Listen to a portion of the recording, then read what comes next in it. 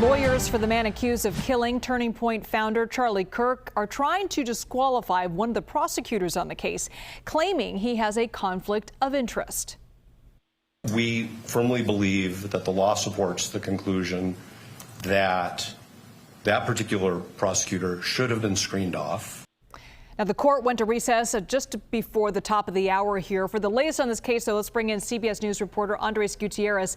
Andres, why does the defense want the prosecutor off the case here?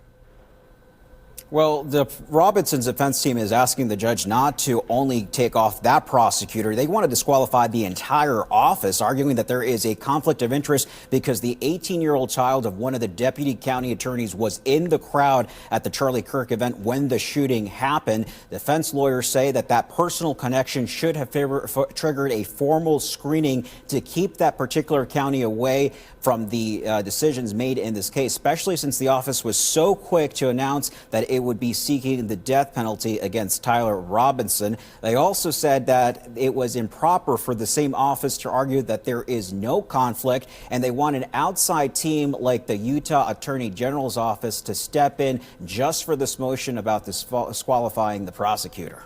Okay, so what did the judge and prosecutors say about how this motion should be handled then?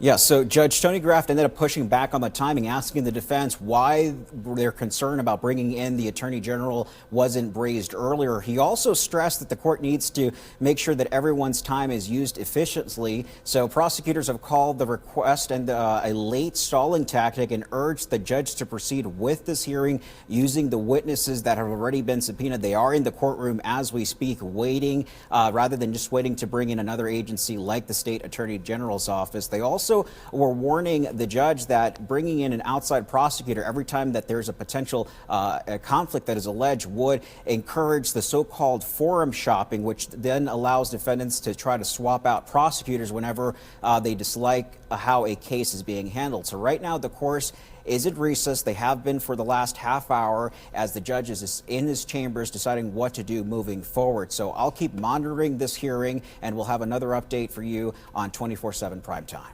Andres Gutierrez, thanks so much.